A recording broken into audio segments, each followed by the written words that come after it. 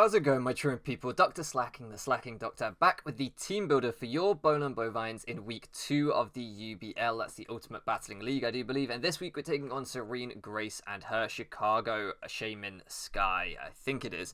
And this is the first time we're doing a separate team builder, I think, ever, but certainly the first time for this league. I'm going to try and do them for the rest of the season if I can. I think it'll help me stay on top of things a little bit easier because I can record the team builders before we battle and before I wait for people to record the game for me and stuff. So I get them edited and get them rendered and everything because my computer's not very fast. So I'm really hoping that this will speed up the whole process or will let me get back on track with UPBA and APA if you follow those leagues on the channel too. Hopefully this will help me get back on track with everything that we have going on. So also, I'm just hoping it gives you guys slightly more in-depth team builders. I don't feel like I have to rush it as much. I'm still not going to make them much more than 10 minutes as the goal, but I can go a little bit more in-depth now, talk a little bit more about what we're doing here and not have to worry so much about keeping it as a relatively short video when I upload the whole thing together, if that makes sense. I'm always concerned if you have the team builder and then the battle, it's going to look like a 55-minute video and people are going to go like, oh, I don't want to watch that, that battle's going to be so boring. That's not the case. If you spend 20 minutes on the team builder, that's why, so you can't really do that. You get what I'm saying.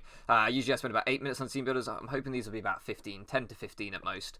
That's kind of the goal. So, without wasting any more of your time, let's talk about SareneGrace's draft because it's very, very scary. She is 1-0 going into this week. If you haven't already checked her out, definitely check out her channel. Really, really great content creator and did win her first week. So we are currently 0-1 going into this week, having lost to UltraPlayer. We were always the underdog in that game, so that happens. This is a game where I don't know too much about my opponent. I did follow some of their D-League games. I think they also joined UBL last season midway through or something, covering for another coach.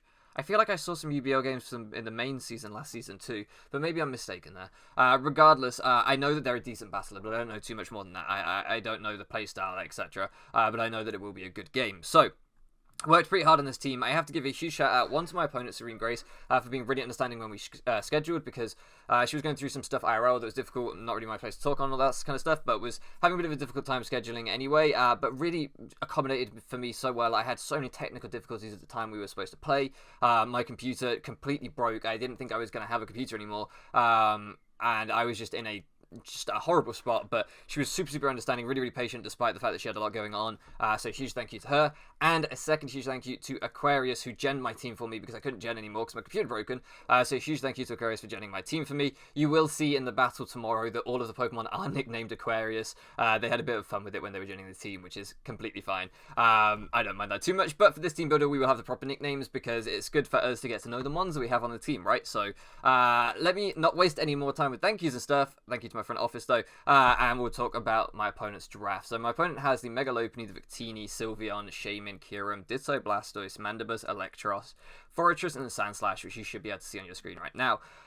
The Mega Lopunny is obviously a major offensive threat, great speed tier against my team. I don't have anything that can really get too close to it. The nearest thing I have is the Whimsicott, I believe, at 116, which doesn't really threaten it too much, so that's a bit of a problem. Then we have the Victini, which is a phenomenal breaker. If it wants to run Banded, I don't really have a bulky water on my team.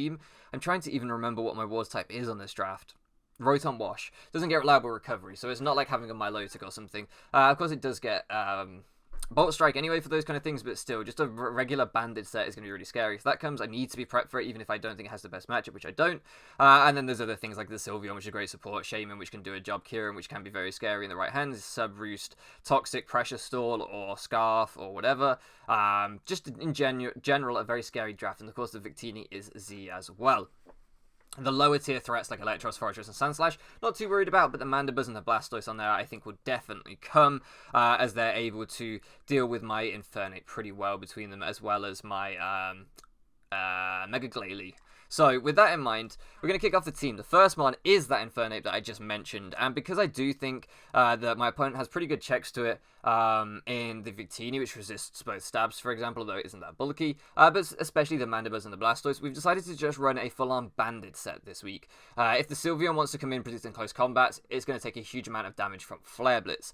If the Mandibuzz wants to come in and I click Stone Edge, that thing is going to take an incredible amount of damage, probably KOs after rocks because we're max attack, depending on how she's EV'd her Mandibuzz. Mach Punch is on there because potentially the Lopunny, if it gets out of hand, we can revenge kill it with a Banded Mach Punch if we've got some chip off on it. And So I've already said this for the Mandibus, yeah. So just basically, that's the kind of thing in this team. Bandage and Mark Punch actually will chip down a potential Flame Charge or Scarf Victini as well, if I need to do that. I shouldn't hopefully ever be in that position, but if I just need like 20% chip, that's a way of getting it that I might otherwise struggle with. Priority is always useful. In general, this set, I'm realizing, doesn't look great on paper, but it's all about predictions. It's all about how I use it, whether I make the right calls on the things coming in, which in my mocks, I felt I was able to do pretty well. I was able to Flare Blitz into the Sylveon. I was able to close combat into the Blastoise. In general, close combat is pretty free because Mandibus doesn't actually resist it, and after rocks, it can be a 2-hit KO depending on spread. So realistically, it's only the Sylveon that can come in on that close combat. So that's kind of the thinking with this Infernape set. I think Wukong can put in work. It is a primary breaker on this team to try and support our sweeper, which I'll get to a little bit later in the build. Moving on to the next mon, we had to bring something to check that Victini, because Banded Infernape does let Victini in. Let's say I ban myself into close combat, and I manage to kill the Blastoise. To revenge kill me, the Victini is going to come in, and there's not a lot I can do about it, so I definitely need a pivot, a switch into Victini, any kind of set that it can run. So we have Emiliano the Salamence making his debut this season. First game for the Ments. I was really thinking about trading this thing going into this week, so hopefully this thing can impress me in the battle tomorrow and make me want to keep it around. But yeah, I was kind of, it was like just what we had enough points for at the end of the draft, so we picked it up. We needed a dragon type, we needed a flying type. It made perfect sense. However, haven't been, I don't know, I'm not in love with Salamence, so we're hoping that tomorrow it can impress me. Earthquake, Toxic, Defog, Roost seems like a weird set. I hate running no stab. If you know me, I very rarely run no stab. However, this is just a Victini check. With the Yachi Berry on there, we have like nearly max HP, quite a bit of defense. The reason being, we can easily take 2 Scarf V-Creates, and we'll be able to roost that off no problem. We can take 1 Banded V-Create, and then we will outspeed, because the -1 speed that comes from clicking V-Create will allow us to outspeed it and roost up on the Victini. So in essence, this thing is built to check either variants of a physical break of Victini, be it Scarf or be it Banded. But more than that, I think the Victini has a better matchup as a special variant anyway, because then it can click Glaciate on me. Is it Glaciate it gets? I believe it's Glaciate, yeah. So we have the Yachi Berry on there, or the Yash Berry, as it's now being called a lot. Apparently that's correct pronunciation. I'm going to stick with Yachi, because that's what I'm used to. Hopefully that doesn't trigger anyone, but for now, until I get used to Yash or whatever, I'm going to stick with Yachi. We have the Quake on there so that we can hit that thing and basically just put it down after rocks, and we have enough priority on the team to then be able to revenge kill it anyway. Even if we do lose Emiliano in the process, we'll have got enough chip on that Victini. All I really have to do is make sure that I pressure it on Wish support from Sylveon, because if Sylveon ever gets a Wish passed into Victini and I've already lost Emiliano, I'm in a really bad spot. So I need to make sure that when I do chip that Victini down or take it, that I make it count and I make sure it never comes back again, because I think it is a huge threat. We have a little bit of speed and a little bit of defense as well. Primarily, this is just max HP, max attack, in essence, Adamant, to do as much damage to that Victini as possible. Of course, the Intimidate ability, we are running over Moxie so that we can get that Intimidate off on the Victini as it comes into attackers. This thing can't really do too much to the likes of Sylveon, the likes of Shaymin, to the likes of Kyurem. You know, these things all come in on me pretty easily and do a chunk, but I can Toxic them, and that might be worth it. And this thing is just here to deal with Victini and the Victini only. I can also potentially get a Defog off as well if need be, although I'm hoping that I won't have to do that. I'm hoping that I can play it offensively enough to pressure her Rock Setters, because her only Rock Setters are the Forretress and the Sandslash, which I don't personally feel are very good Rock Setters, and I think I can pressure them. It's not that they're not very good Rock Setters, let me rephrase that. They can be pressured offensively, I believe. So that's my kind of thinking anyway. So, moving into the third one on the team, we've now created our kind of main defensive check to the primary breaker in Victini, but I do need a defensive check to the primary sweeper in Mega Lopunny. And so we've decided to bring Pat the Cofagrigus. It was very logical to bring this game. Yes, Lopunny does get Scrappy, but with that Mummy ability, we will take away Scrappy, which is really nice. I did hear in Serene's draft analysis that she spoke about running a Brutal Swing at Lopunny to kind of handle Cofagrigus, so I'm very much expecting that to come to the matchup. It just happened that when she drafted it and she was analysing Lopunny, she said, you know, yes, it can be shut down with things like Cofagrigus, but it does get Brutal Swing and sort of certain text to hit those things, and I thought, oh, that's very useful information. I'm guessing that's probably what she'll run. Again, another set with no stab. I hate doing this, but it was the only way that I could realistically stop a sub-toxic, sub-power punch, something like that variant of Lopunny, which I was really concerned about. At one point, I accidentally did a mock with Shadow Ball on here because I had been going between teams on different computers and stuff. And yeah, it was a bad time when Lopunny got a sub up on me. I just pretty much lost the game. So it doesn't need its mummy ability. It doesn't need its scrappy ability once Cofagrigus goes down. It was pretty tough. So yeah, this is just Psychic to break the sub of Lopunny.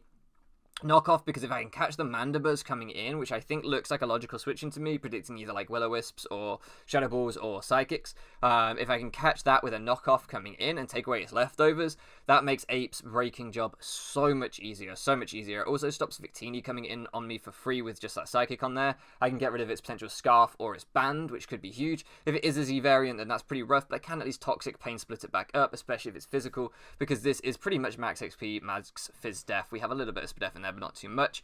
And we are running the Rocky Helmet so that we can try and get chip off on the Mega Lopunny, because one of the things I found in prep when I had this as leftovers was that, yes, I could wall Lopunny, but I couldn't beat Lopunny very well. Eventually, it would just wear me down and would win in the late game. And that was really, really tough for my sweeper to deal with. I needed some chip on Lopunny in order for my sweeper to go in. So yeah, I felt that that was worth. Pain Split, of course, is there for longevity. It's very, very useful with things like Mandibuzz wanting to come in, Sylveon wanting to Wish Up and stuff like that. It can give me a ton of health back, so that's really, really useful.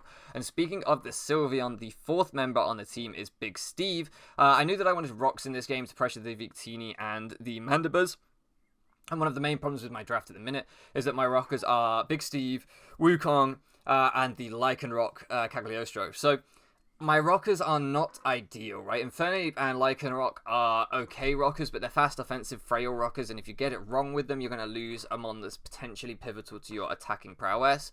So Big Steve is really my key rocker on the team right now, my only truly reliable rocker on the team. So Big Steve did have to come to this one to get rocks up, but beyond that, I did want him anyway, because he pressures that Sylveon so much, right? If I want to predict the Sylveon coming in, I can make doubles into Metagross, I can get my rocks up, I can get Toxics off, I can get Meteor Mashes off, and the Earthquake on there is, of course, to stop Wish passes into Victini. Victini can't come in on Rocks plus Earthquake from Metagross.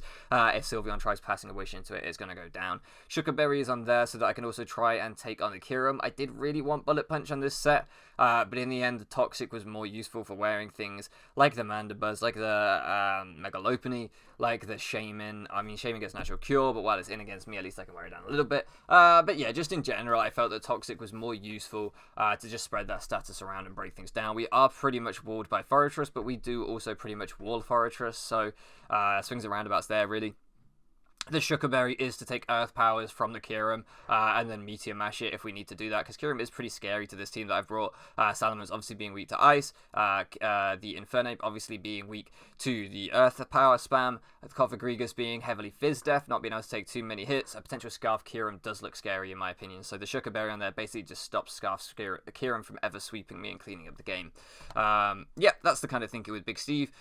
Not really so much a breaker. This thing is pretty much max Spidef and nearly max HP with quite a chunk in speed. We've got 180 Vs in HP and 104 in speed, so we've got quite a lot of speed on this thing. Just to make sure that we can outspeed. I want to say min speed Kyurem, but that might be ambitious. I'm not sure. I can't say for sure on that one, but still quite a bit of speed on there. Like I said, this game was quite a while ago, so my memory on exact kind of speed creeps might be a little bit rough. But nevertheless, moving into the penultimate mon on the team, we have Storm, the Whimsicott, making her debut as well. So we have 3 debutants already with the Salamence, the Cofagrigus, and now the Whimsicott. I'm really, really excited to use Whimsicott. It's probably my favorite fairy type, like design-wise. I really love Whimsicott. It was one of my favorite Pokemon from Gen 5. Was my favorite Pokemon from Gen 5 for quite a while. I think it's awesome. I just really love this thing, so I'm excited to use it. We have the Energy Ball Moonblast with the Pixie Plate on there, because if you look at my opponent's team, they do not switch in particularly well with the Victini. Is the only thing that switches in. If that thing keeps switching in and taking rocks and stuff, then that's no bad thing. And it's unlikely to be that bulky anyway, especially if it's like a mixed variant, which it could well be, with like a V-Create, Glaciate, something like that. If it is a mixed variant, then potentially negative Spidef nature means that it's even less of a switch in. So other than that, I know Ben and I debated whether to have Energy Ball or not. I decided ultimately in the mocks it was worth it, because breaking down AV Blastoise was a bit of a pain, as AV Blastoise is pretty likely being able to run Fizz Def to take on Physical Ape and Spidef with, and the AV to bump its Spidef to take on Special Ape. It just seems like a pretty good blanket check to Ape. So yeah, I think Whimsicott is pretty useful for that. Also Moonblast against things like the Mega Lopunny, against the Kyurem, against the Mandibuzz are really, really key. I would have liked it in Power Fire on here for Forretress, but I felt like Taunt was more worthwhile, because I can stop that thing from hazard stacking on me, which is still pretty useful. But I can also stop some other things with Prankster, like for example, I can stop Sylveon wishing up on me, but I could also stop like Mega Lopunny subbing, some things like that if I wanted to. I don't think that would ever be the case necessarily, but say I Taunt on the Sylveon in particular. Shutting down those Wish Passes is clutch. I could also stop Shaymin from resting, for example, if it is like a rest natural cure set. So I just felt that Taunt was a little bit more useful. And Stun Spore is on there for the Mega Lopunny again, because it does outspeed me. So if I wanted to, I could just paralyze that thing potentially, slow it down, and then that would help Ape in the end game as well, because Ape obviously would then be able to outspeed it. So yeah, that's the kind of idea with this set. It's relatively bulky. We have a lot of HP, quite a lot of defense, a little bit of Spadef. Just like we've got investments in every stat bar and attack, so yeah, pretty heavily invested in everything here. Very balanced Whimsicott, but I'm hoping they can put work. I'm hoping Storm can do us proud here. And then the final mon on the team, this sweeper that I've been talking about this whole video, the whole team is built around getting this mon in to win, and that Pokemon is Warren the Diggersby. Now, you may notice if you look at the moveset, we have Tackle on the moveset. Why is that? Why do I have Tackle on this moveset? Well, I built this team thinking I could gen, not knowing that my computer would break. And when we got into the game, I realized at Team Preview that Aquarius had traded me this team because I wasn't able to gen, and so return was like 38 base power or something, because I hadn't had time to do the happiness on Diggersby because we had already delayed the game by however long. So, really annoyingly, my Diggersby essentially has Tackle on it. It doesn't have return at all, which is fine if my opponent doesn't bring the Mandibuzz. If my opponent doesn't bring the ground immunity, Scarf Earthquake goes in. That's fine. I don't even need return. However, if my opponent does bring the Mandibuzz, or the Electros for that matter, suddenly I have to get rid of 2 checks to Diggersby before it can do anything. So my win con in this game is massively, massively neutered by that. If I had Facade or something, it would be a lot easier, but I don't. So this whole game, I'm going to have to try and position Diggersby to win with Quake rather than Return, which was not the plan. That was not my plan at all going into this. Nevertheless, Diggersby, this is an adamant Diggersby. It does go in. It does outspeed the Mega Lopunny, and that's why I need that little bit of chip on Mega Lopunny with a Rocky Helmet, because once a little bit of chip comes off on that Lopunny, then I can kill with Return. But hopefully I can kill with the Earthquake too. It is slightly lower base power, but only by like 2 points. I think Return is 102 and Earthquake is 100 or something like that. So it'll be fine. Quick Attack is on there. I know it seems weird to run Scarf Quick Attack, but I just mentioned the potential of a Flame Charge Victini. Sean did beat me down in a mock with Flame Charge Victini, so the Quick Attack on there means that I could have picked it off in that mock. Unfortunately, I didn't have it. I only had Mark Punch on Ape, and so I was kind of screwed. Originally, I had this with Endeavor instead, but I think the Quick Attack is more useful, not to mention if my opponent clones this with a Ditto. Scarf Endeavor with Ditto could be really, really annoying, so I felt like this was more manageable. I do have to be careful with this whole team with Ditto, but in theory I have walls to everything. So just to quickly recap, Salamence should be able to stop Diggersby from sweeping me if it copies into that. With Earthquake, Cofagrigus should be able to stop Diggersby from sweeping me with Return if it copies into that. Infernape should be walled by Salamence if it doesn't lock into Stone Edge, and should be walled by the Cofagrigus or the Metagross if it does lock into Stone Edge. The Salamence is pretty defensive, so it's never going to sweep my team. The Metagross is never going to suit my team because it's pretty defensive, and is walled if it locks into Meteor Bash by Ape, is walled if it locks into Earthquake by Salamence, and the Whimsicott with Energy Ball plus Moonblast can never beat the Metagross. So in essence, my opponent can copy me with Scarf Ditto, but as long as I keep certain pieces alive, I can always wall my own team with something. Ditto is a nightmare to prep for, but fortunately my team worked out pretty well in that sense. So, hopefully you guys enjoyed this longer, more detailed team builder. If you have any feedback on, say, the graphics that I've made for this, or on the separate team builders, or anything like that, just let me know down below. I always want to hear your guys' opinions on everything. So, hopefully you guys are looking forward to the game tomorrow. I know I'm excited to upload it and to show you guys what went down, because this team was pretty fun to use, even if I do have Tackle Diggersby. So, we'll find out what happens tomorrow. Thank you so much for looking around me, guys, and I'll catch you again next time.